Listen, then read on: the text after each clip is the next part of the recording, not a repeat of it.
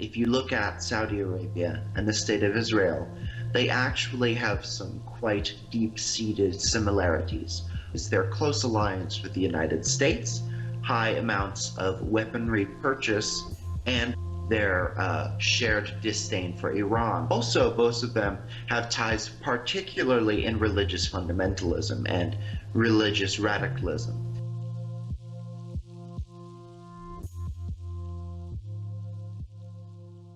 Well, Israel and Saudi Arabia are essentially the same kind of country. They're artificial creations of the British and now American Empire.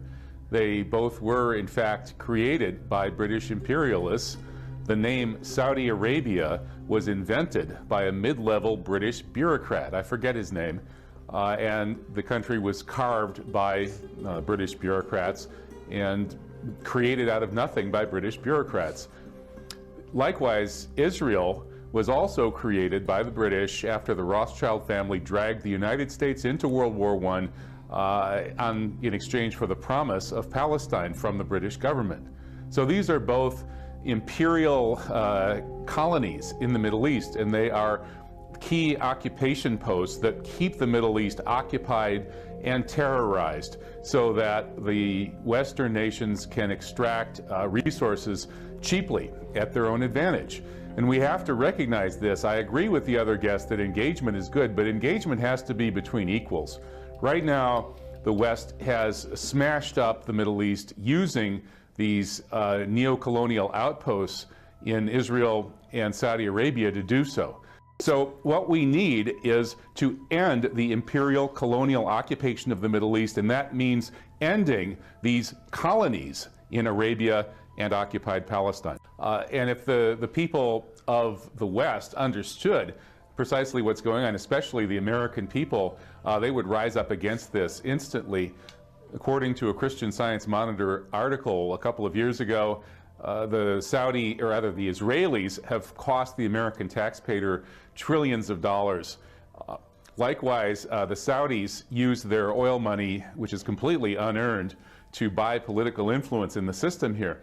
And together, the Israelis and the Saudis have teamed up with extremist forces in the American military and to some extent in the Christian community here in the United States to push through these incredibly destructive policies in the Middle East that have also affected the U.S. And the September 11th incident, of course, is a prime example. There is all sorts of evidence that the Saudi government was involved in helping set up the patsies who were falsely blamed for supposedly hijacking airliners that day. And indeed, the Israelis were playing the lead role in organizing that operation, which was, of course, okayed by people in the Bush-Cheney administration and the U.S. military. And that today that's starting to come out. Trump actually blamed 9/11 on Saudi Arabia while he was running for president. Today he's been forced to recant from that by the Zionists who essentially own him. So this neo-colonial puppet in Saudi Arabia, which is now more a puppet of Bibi Netanyahu than of Donald Trump, but they're all pretty much puppets of the same masters, is on shakier and shakier ground as the Saudi economy implodes. And the people coming from different perspectives are looking for freedom. So they're panicking.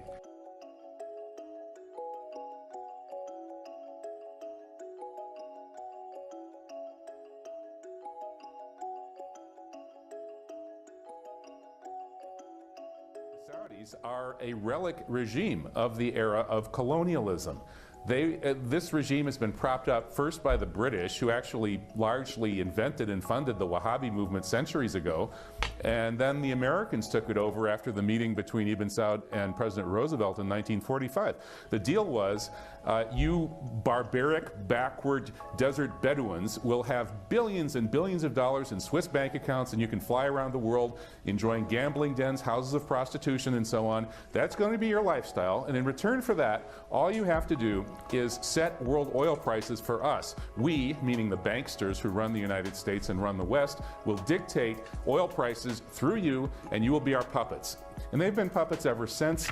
Today, they are the puppets of this extremist neoconservative wing, and they are stoking the fires of tension and violence throughout the region. They knew this was going to set the region on fire, and that's precisely why they did it. There are indications that the Ibn Saud family may be Donmei heretical Jews, that is from a Jewish satanic heresy founded by Jacob Frank and Sabbatai Zvi, people who formally pretended to convert to Islam, but actually practiced satanic rituals in private as part of their strange religious view. In any case, whether or not that's true, the interests of the Zionist extremists in Tel Aviv and the Wahhabi extremists in Riyadh are precisely identical. Both sides know that they cannot possibly survive unless the region is in flames. This is what Oded Yinon, the Israeli geostrategist, said back in around 1970 something. He said, we're going to have to smash up the region, balkanize the region along sectarian and ethnic lines by fanning the flames of sectarian and ethnic tension and break up these countries so that Israel can keep expanding. And of course, the hardline Zionists say that Israel's borders are the Nile and Euphrates rivers. So they're depopulating the parts of greater Israel that they're planning to steal from neighboring countries through these sectarian wars and these groups like Daesh, and the Saudis are helping them do it because the Saudi family, they are Zionist extremists, just like Netanyahu.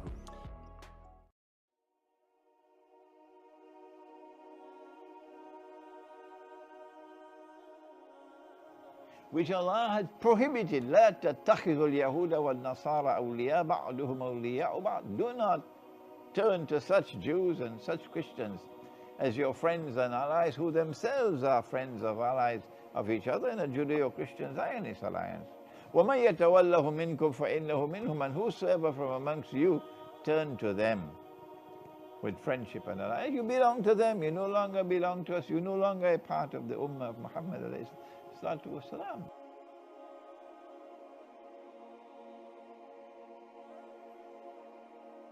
Allahumma barik lana fi Shamina. Our Sham, our beloved Sham. Sham is Syria. Sham also includes Palestine and so on. So he prays for Allah's blessings on Sham, which is most of all Damascus. And then he says, Allahumma barik lana fi Shamina wa Yamanina. And he also prays for his Yemen, his beloved Yemen, and asks for Allah's blessings on Yemen. The people ask, O Messenger of Allah, what about our Najdina, our Najd? Today when you ask people about Najd, they have forgotten. They don't know what is Najd. They changed the name. And they gave a new name, a bogus name that they took out of a garbage bin, and they called it the Kingdom of Saudi Arabia. Why? So that you'll forget the word Najd. That is why. That is the reason why they coined the new name of the place as the Kingdom of Saudi Arabia. And I'm talking now to the Saudi people. I pray that Allah may take my words to the Saudi people, many of whom are listening to me, many of whom have their hearts in the right place. The Saudi people, the people who live in Arabia. The reason why they changed the name and brought this new bogus name of Saudi Arabia is so that they could banish the word Najd. Well then, what is Najd? The Arabian Peninsula is divided into two main parts. On the eastern side of Arabia is the part of Arabia called Najd. And that's where you have the oil fields, that's where you have Dhahran, that's where you have Riyadh, the capital city. And on the western side of Arabia, which is bordering the Red Sea, you have the Hijaz. And in the Hijaz you will find Makkah and Medina and Jeddah. Why did they change the name? Why did they want the world to forget the word Najd? The answer is because when the people asked the Prophet about Najd, sallallahu alayhi wasallam, he did not reply. For this one he said, Allahumma barik lana fi Shamina. For this one he said, Allahumma barik lana fi Yamanina. For this one he's silent. Ominous silence. Ominous silence for Najd. Why?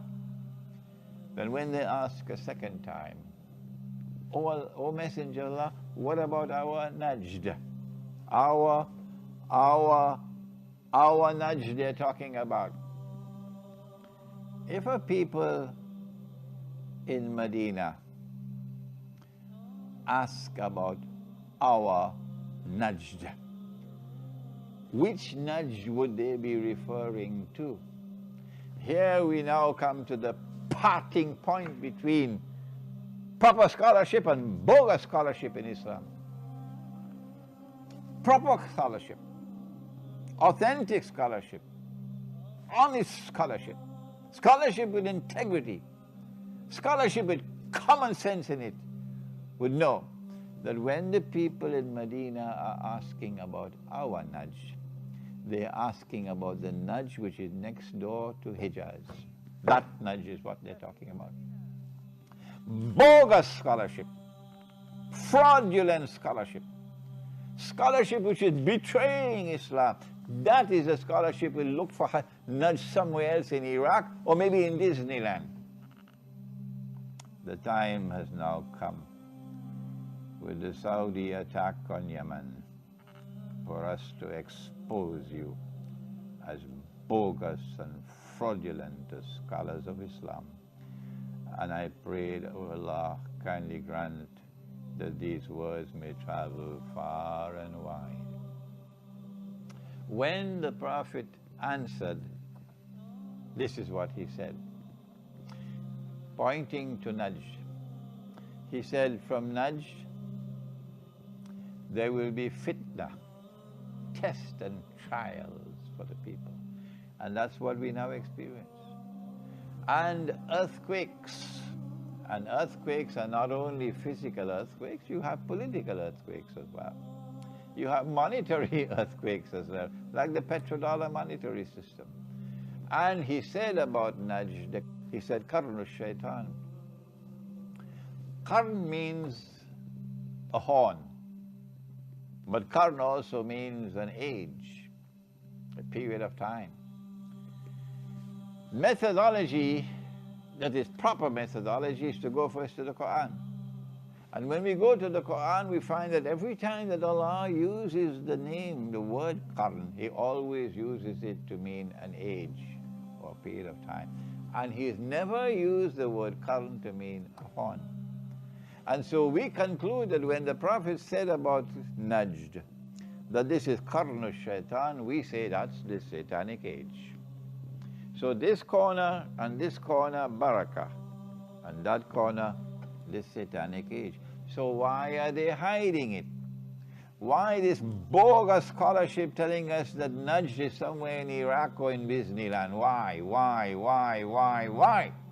The answer is because the unholy Saudi Wahhabi alliance, which has hijacked the world of Arabia and taken Arabia into the hands of the Zionists, that unholy alliance of the Saudi family and the Wahhabi movement has come from Najd. It is Najdi. It is Najdi. We say that this is the beginning of the end of Saudi Arabia. And the Zionists are now planning the collapse of Saudi Arabia so they can replace it with something worse than Saudi Arabia, namely ISIS. But at the end of it all, the attack on Yemen, in which so many of our people are becoming shuhada. So many are becoming shuhada because of your cowardly attack on them from the air.